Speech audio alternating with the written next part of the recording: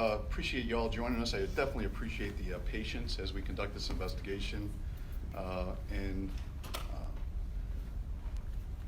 the chief will speak in a moment on behalf of Manny, but I just want to say how much the coverage has been absolutely phenomenal about his life and who he was as a person, and about our profession and what we do for a living. So we do appreciate the media's patience, and we do appreciate the stories that have been coming out. I'm here to lay out the facts of the investigation and then answer any questions after Chief Singletary talks. The facts are, on Saturday, November 2nd, Rochester Police Officer Manny Ortiz was on his way to work, 4th Platoon, driving his personal vehicle, a 2006 GMC Envoy. At 6:56 p.m., Officer Ortiz called his fiancée and told her he had accidentally shot himself and he was driving to the hospital. At 6:56 p.m., Officer Ortiz's fiancée called 911. Citizens witnessed Officer Ortiz's vehicle drifting across the oncoming lanes of traffic, going off the road and coming to rest about 100 yards in a ravine. They also called 911. Monroe County Sheriff's deputies responded to the report of a one-vehicle motor vehicle accident at 1385 Umpire Boulevard in the town of Penfield. Upon arrival, deputies discovered the vehicle into a ravine with one occupant, Officer Ortiz, inside the vehicle, unconscious and gravely injured as a result of a gunshot wound to his leg. Deputies removed Officer Ortiz from the vehicle, applied 2 tourniquets to his legs, carried Officer Ortiz out of the ravine to the roadway, where deputies were met by EMS. After evaluation by EMS declared Officer Ortiz deceased. The Monroe County Sheriff's Office investigator revealed Officer Ortiz suffered one accidental self-inflicted gunshot wound to his femoral artery when his personally owned weapon, a Smith & Wesson M&P 9mm, went off inside the vehicle, striking him in the left thigh. The accidental discharge is what led to the motor vehicle accident. Monroe County Sheriff's Office technicians and investigators recovered one empty shell casing from the passenger side floorboard, indicating one bullet had been fired inside the vehicle. A further search of the vehicle resulted in one bullet being discovered in the driver's side door panel. Both the bullet and the shell casing were submitted to the Monroe County Crime Lab for further analysis. Monroe County Sheriff's Office technicians recovered and secured the weapon found inside the vehicle. The Monroe County Medical Examiner's Office performed an autopsy and determined the cause of death to be an accidental gunshot wound to the lower extremity. We as a Sheriff's Office are grateful for the Good Samaritans who were traveling behind Officer Ortiz and stopped to render first aid. We're also thankful for the deputies, the other first responders who administered first aid, and the dozens of others of responders that helped us out at this scene. This concludes the fact pattern as we know it. I'm going to turn the podium officer to the chief at this time, and then we'll answer any questions you have. Thank you, Sheriff. Good morning. I want to thank the community for all their support. Here we are at another trying time, another incident in the RPD that tests our fortitude, our strength, and our character. But together we will get through this with the community support. I also want to echo the sheriff's comments about thanking the media for the coverage of who Manny was. Manny meant a lot to this department. He means a lot to this community. Our department continues to process this tragic incident, and we will do it together. I had a meet with my command staff this morning to ensure that we look out for our members. Manny was loved by many in this community and in this department. We lost a great one. Manny was a giant. We lost a great one, but gained an angel. Manny was a true giant in this department. He was a cops cop. He was a true servant of the community. Manny left behind a legacy in this department. He was a true servant of the community. He loved his Hispanic heritage, and like I said, a legacy of love, respect, and service throughout his 22 years with the Rochester Police Department, and we will continue to honor Manny's life. Like I said, we will get through this. We're still trying to process this, but we take it day by day. And with the help of the community, that's what we will do, get through this. Thank you. We'll open it up to questions if there aren't. Yes, sir. Sheriff, how would the gun have gone off accidentally? That's something we may never know. The gun could have been, he had a holster We believe the holster was in his waistband at the time. We don't know why the gun was removed from the holster, if he was adjusting it somehow like that. But the gun was recovered in the vehicle in a holster. But nothing as far as the holster indicates that the weapon went in the holster. Actually, it has a trigger guard on it. So there's going to be a few questions we'll never be able to answer for obvious reasons. But the fact pattern shows that the weapon was outside of the holster at the time, and it looks like an accidental discharge, if you will, down through his thigh, hitting his femoral artery, unfortunately. Will you, Chief, this might be a question for you. Since he was on his way to work, is Officer Ortiz's death going to be considered to be in the line of duty? And if so, how would that affect his family? We're going to have those discussions with family. I'd rather not talk about that in the public right now at this point. But I think those are conversations we're going to have with the family. Like I said, they're still processing this information, and we plan to have those conversations rather soon with the family. Are you considered to be on duty if you're driving to work? That's what we hope to do so, yes. Were there any mental health concerns with him? No. No. Manny was, he worked in the northeast part of the city, primarily for his career. I remember 19 and a half years ago when I first came on the job, I worked Clinton 1st Platoon. Manny was on the 3rd Platoon. And Manny loved teaching. He certainly, had a knack for training, and he was always willing to do what was asked of him. And he will always be remembered for that. And I think by this outpouring of support that we receive from this community, that we have received and will continue to receive, no doubt, that Manny will be remembered as such. And just for clarification, this was his personal gun. This was not one that was department issued. That is correct. His personal Smith & Wesson 9mm. And it happened in the vehicle. Yes, sir. Yes, we have physical evidence. We got phone calls that were made.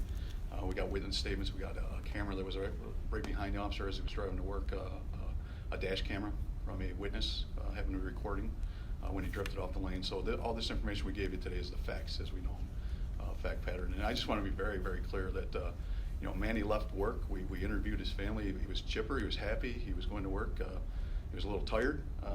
He'd been working a lot of hours, but he was doing just fine. So let's put all the speculation to bed if there is any. It's a tragic accident. Do you know how long in between the actual injury and the crash? What the time period is there? Sure. So as we know it, Manny called his fiance at 6:56 p.m. We were called. 911 was called shortly thereafter. Our first deputy was on scene at 7:03. He was removed from the ravine by 7:10 p.m. and he was declared deceased at 7:13 p.m. A lot of hours, what do you mean by that? How many hours? I don't know. His wife just said that he'd been working a lot and that he was tired, but he was going to go to work that night, like we all do. It's a tough job, and sometimes you go to work and you'd rather stay home with the family and have a good time. I'm just saying that he left the home that day in perfectly fine spirits, ready to go to work and do his job. Chief, say anything? Yeah, I think it speaks a lot to Manny's character. He has 22 years on a job, still working the night shift. Manny worked a lot in the bar district in downtown Rochester. He was the type of person that knew people. He was encountering. He was the type of person that would talk to anyone. There was not anything that Manny would not do for anyone. He would always speak to anybody. But I think it speaks to his will for the job. 22 years on, you're still working 7 at night to 3 in the morning. It says a lot about what you love about the job. So I think that really is just certainly, I think, something that Manny should be remembered for. Is that the type of weapon that has a thumb safety or a different kind of safety? So this weapon has no safety device on it. You can buy that type of weapon with either. And again, we just want to emphasize, the first responders, you've seen the folks that showed up. We had 35 deputies working this case for the last 2 days to make sure we can get as many facts to the community as possible. So we, again, do appreciate your coverage, and we do appreciate your questions. So if there are no further questions. I'm sorry. Sheriff, maybe you can just tell us again, he shot himself in the thigh. Did he bleed to death? I mean, that doesn't sound like a life-threatening. So the bullet entered the upper portion of his thigh on the inside of it, traveled through his leg, exited out and into the door to his left, if you will. So the trajectory would be down through his leg and out to the door. Clipped a little bit of the seat cushion. It hit the femoral artery. You got minutes when you hit that artery. And again, our deputies and the Good Samaritans, they tried their best. They got him to high ground. They got him to EMTs. They applied tourniquets. It just wasn't enough, unfortunately. Did he try to apply a tourniquet himself? No, sir. Sheriff, an accident like this is horrible, but does it lead to something like, if you have your personal weapons, I mean, can any good come out of this? Well, we always look at training. We always look at opportunities of learning in the most tragic incidents that we occurred, right? So that's part of our normal process called the debriefing or an AAR, after action review, and we always take these into account. You know, we said it the other night, and I'll echo this statement as true as can be. This is a tragic accident, and sometimes you just can't prevent every accident from occurring. You know, it's you know, you could be driving home tonight and have a tragic accident occur to you. So you could be working around your pool. You can be, there's 1,000 ways tragic accidents. We see it all the time in our community, and this is a tragic accident. There's no other way to describe it. I have another one for the chief. Please. It's been a tough year for the RPD, even a tough past couple of months. How do you continue to get through and tell the community how you're getting through it? Well, I think support, support from the community, support from one another. You're right, it has been a trying time for our RPD, but we will get through this. We're a resilient department, and I think this is what Manny would have wanted for us to continue to do the work. Manny worked in the Community Affairs Bureau. He was, his charge was community policing. And I think, like I said, 22 years on the job, working nights, working the bar district. Manny had a knack for people. He loved to train. He loved what he did. And I think Manny would want us to continue to do the work of law enforcement and the work of this community. I saw some of the coverage, Manny talking to classrooms, students, kids. Manny would not, there wasn't anyone that Manny would not have had a conversation with. And he would give you the shirt off his back. He would do anything for you. So I'm proud of this department. I'm proud of the work that Manny did. And we will continue to honor his legacy by going out there doing the work for the good citizens of Rochester. And like I said, I can't thank the community enough for the support that they have given us the last couple of days. I received so many text messages, emails, phone calls from people, other law enforcement agencies, the sheriff's department, going to process that scene. It's not a tough scene when you do it for a fellow colleague. But certainly we're going to get through this. We have trying times, trying moments. This job is tough, but we're going to get through this with the help of support, counselors, and everyone. So I can't thank this community enough for rallying behind the Rochester Police Department. When did his last shift end? Well, Did he worked the night before? I'll double check, but Manny works Tuesday through Saturday. He worked Tuesday through Saturday, 7 at night to 3 a.m. We worked out of the central section, which is downtown Rochester. He was assigned to the Community Affairs Bureau, and he worked for 22 years. And majority of his career was spent in Northeast Rochester. And like I said, I can't say enough good things about Manny, as we can see from the coverage throughout the weekend. Sure. He must have, in that call to his fiancée, he must have been able to tell her where he was because you got a deputy dispatched there so quickly. Did he indicate what hospital he was trying to get to? No, he did not. No. So It was probably I'm going to RGH. paraphrase, so I don't want to misspeak on behalf of the fiance, but he indicated that he had accidentally shot himself, and there wasn't much conversation after that. So did he say he was headed to the hospital? I don't believe so, Chief. He did. He spoke to his fiancée. He stated he had accidentally shot himself and that he was heading towards the hospital. As we can all understand, her shock and her level of excitement at that time, she says, "What? What did you do? Where are you?" And Manny was unable to answer her. So the calls for the bystanders that were traveling behind him on Empire Boulevard was what led us to that location. Can you speak a little more about those Good Samaritans, you were calling them? So there were some people traveling in a couple cars behind him in the westbound direction on Empire Boulevard. They observed Manny's vehicle start to drift off the side of the road and eventually go down in the ravine. They called 911. One of those bystanders happened to be a registered nurse. They actually climbed down that ravine about 100 yards off the road and saw how much help Manny needed. Unfortunately, they weren't able to lift him out of the car, but they did communicate to 911 and provide that assistance for the deputies to be able to locate him quickly, because it was quite a ways down the ravine into the heavy, thick brush, and it could have been, had they not been there, it could have been several minutes before the deputies were able to actually locate that vehicle in the darkness. And also, Chief, or both of you, with the counseling, can you explain how that works and how you're opening the doors to your deputies and officers to help them, through this? I'll add a little bit to that. As a bit of perspective here, the 4 deputies that actually went down the ravine, applied the tourniquets, and carried Manny up to the side of the road, of those 4, 3 of them went through the academy with Manny as their instructor. He was their training officer during their police academy. So they personally recognized him right away and knew the gravity of the situation, and clearly they have to deal with that now. So not only his fellow coworkers and his family with RPD, but those first responders that were on scene personally knew Manny, and that takes its toll.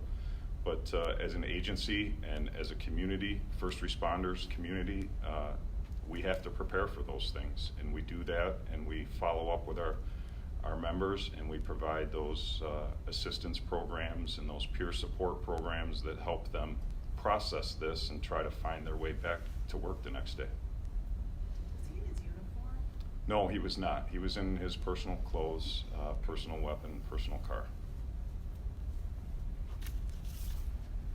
If I could just add, the night of the incident, what we did was we opened up in collaboration with the Locust Club, the Union Hall over on Lexington Avenue, and we had officers who wanted to mourn, celebrate Manny's life there with counselors, clergy, and we did the same thing yesterday over at Central Section. So it's an ongoing process. It's a process that will continue to evolve, and we'll have our supervisors, and just, you don't have to be a supervisor. You can just be a member, a sworn or non-sworn member of the department, just to ask, how is someone doing? How are you doing? Just sometimes that simple question can elicit a response, and just to talk. I think a lot of times in law enforcement, we hold things in. We hold things in. And I think what we can do is just talk to one another about who Manny was. The worst thing we can do is act like it did not happen. So we have to remember who Manny was, and I think we do that through counseling, through talking, and I think we will continue to do that. It's just not something that we will get over today, tomorrow. This is a person we're talking about. This is a member of our family, and our job, my charge is to make sure that the rest of this department is taken care of.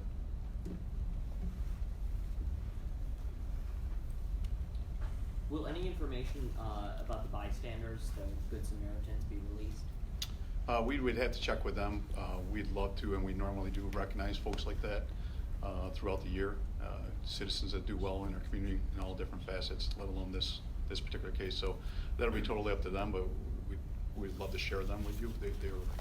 They did good work, and we'd like to recognize them, but that'll be up to them. Just for clarification, I've heard fiance, wife, girlfriend. Fiance. He had children. Yes. How many children? 3. Okay. How old were they, Chief? I can get that for you. And just to double check, his gun was in his waistband?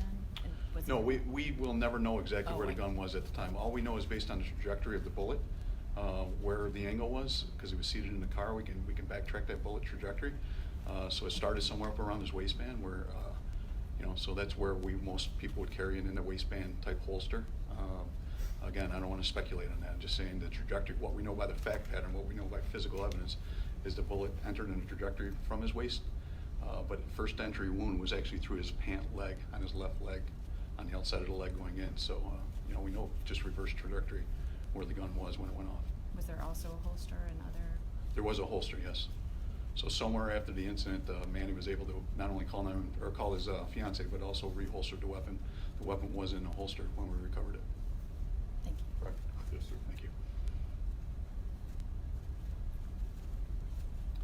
That's it, folks. Thank you very much.